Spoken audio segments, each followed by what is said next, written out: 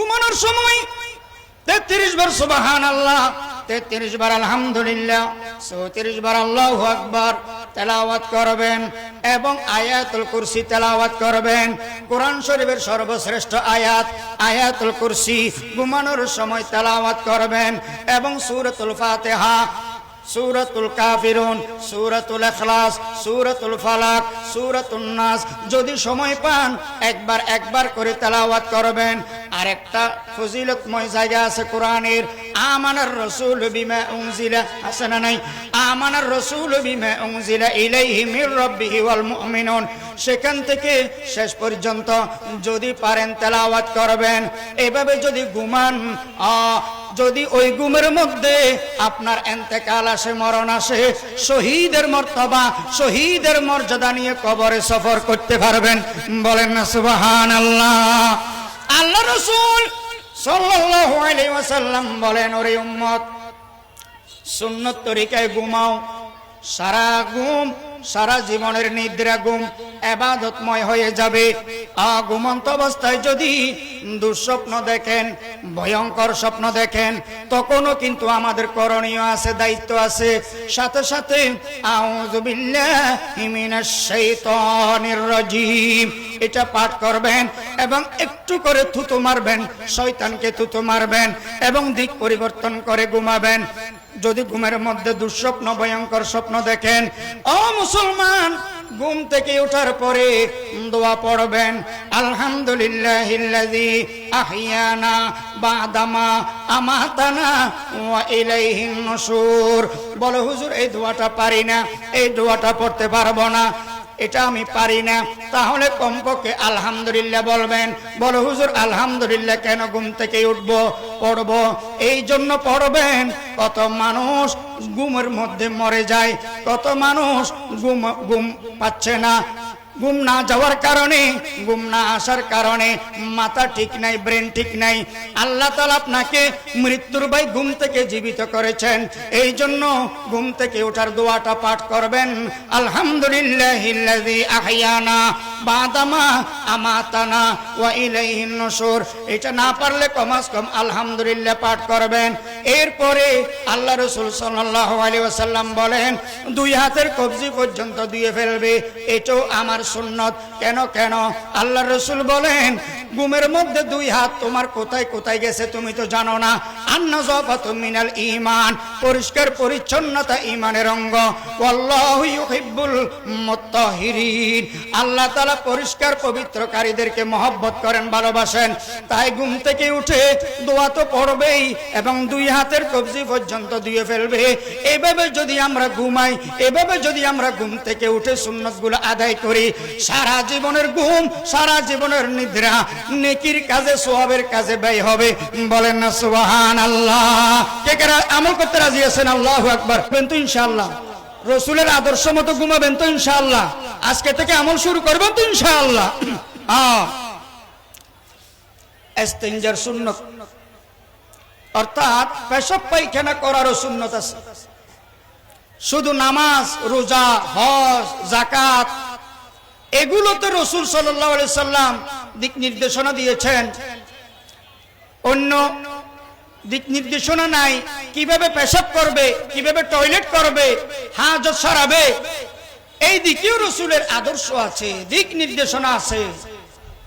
ও মুসলমান, বিধর্মীরা তো টয়লেট করে, পেশাব পায়খানা করে, পশু পাখিও তো পেশাব পায়খানা করে।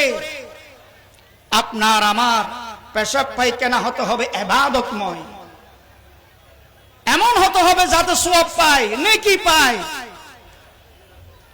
আল্লাহ রাসূল সাল্লাল্লাহু আলাইহি ওয়াসাল্লাম ইস্তিনজা করার আদব বলে দিয়েছেন, খেয়াল করে শুনেন। ইস্তিনজাখানায় যখন যাবেন, মাথার উপরে টুপি বা গামছা বা একটা তলে দিয়ে যাবেন, খালি মাথায় পেশাব পায়খানায় যাবেন না। এটা 1 নম্বর ইস্তিনজার আদব, সুন্নত। 2 নম্বর, আল্লাহুম্মা ইন্নী আউযু বিকা মিনাল খুবসি ওয়াল খাবাইস দোয়াটি পাঠ করবেন। 3 নম্বর, বাম পা দিয়ে প্রবেশ করবেন। মসজিদের উল্টা, মসজিদে প্রবেশ করতে ডান পা, আর পেশাব পায়খানায় প্রবেশ করতে কোন পা? বাম পা। মসজিদের উল্টা বাম পা দিয়ে প্রবেশ করবেন। অনেকে আছে বাম পা দিয়ে প্রবেশ করার পরে ভিতরে দোয়া পড়ে।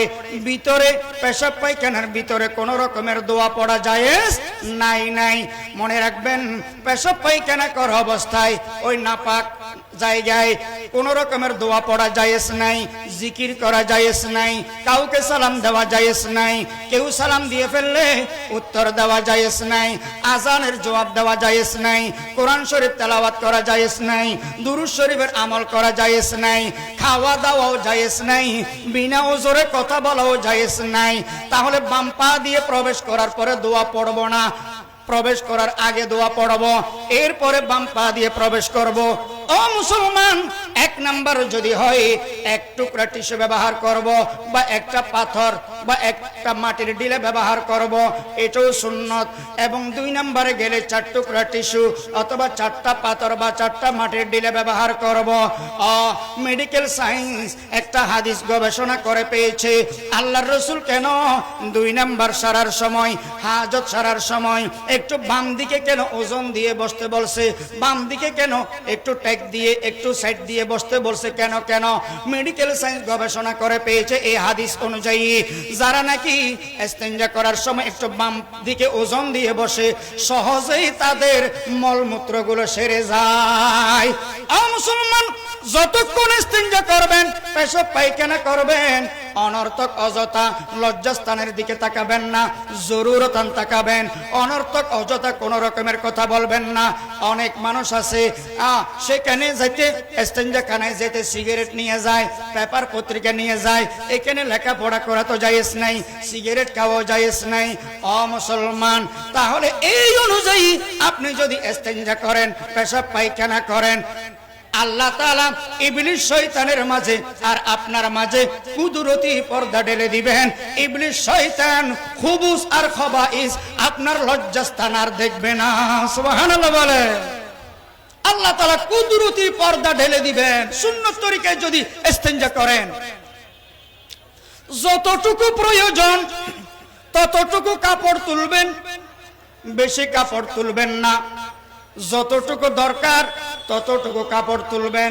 বলো হুজুর, সেখানে তো কেউ দেখবে না, না দেখলেও, সেখানে কোনো সিসি ক্যামেরা না থাকলেও আপনার যতটুকু দরকার ততটুকু কাপড় তুলবেন, বেশি তুলবেন না। এবং অনর্থক অযথা নিজের লজ্জাস্থানের দিকে তাকানো নিষেধ। যারা বলে অনর্থক অযথা নিজের লজ্জাস্থানের দিকে তাকায় থাকে, অল্প বয়সে তাদের মেধা শক্তি দুর্বল হয়ে যাবে, নষ্ট হয়ে যাবে। নাউজুবিল্লাহ। মুসলমান, পেশাব করার পরে টিস্যু ডিলে ব্যবহার করবেন, 40 কদম পরিমাণ হলেও হাঁটবেন, একটু কাশকুশ দিবেন।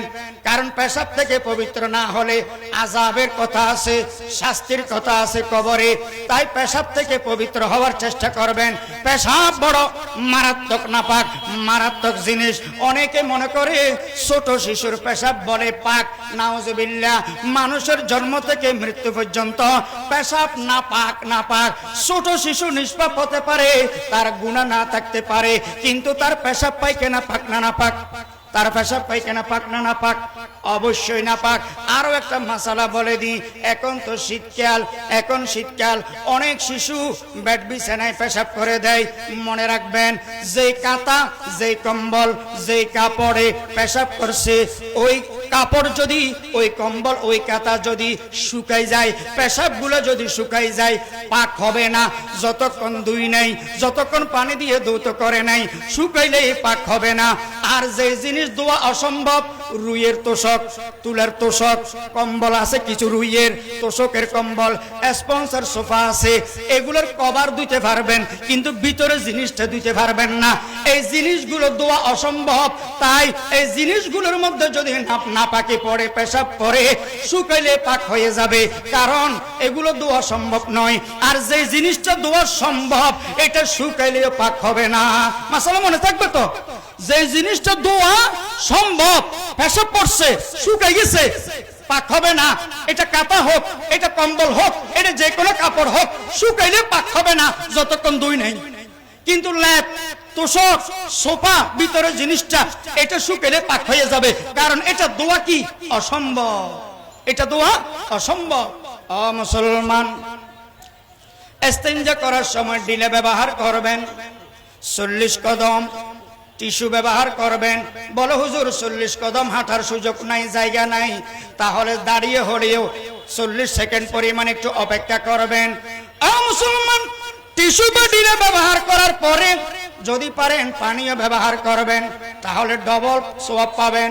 যারা টিস্যু ডিলে ব্যবহার করার পরে পানীয় ব্যবহার করে তাদের শানে আল্লাহ তাআলা বলতেছেন ওয়াল্লাহু ইউহিব্বুল মুত্তাহিরিন। আল্লাহ তাআলা তাদেরকে বেশি মহব্বত করেন, ভালোবাসেন।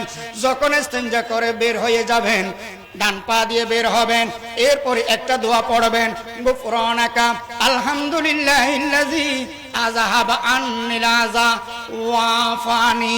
আল্লাহ তাআলা আমাদেরকে আমল করার তৌফিক দান করুন, বলেন না আমিন। বলে হুজুর আমি গুফরানাকা আলহামদুলিল্লাহিল্লাযী আযহাবা আন্নিল আযা ওয়া আফানি এই দোয়াটা পারি না,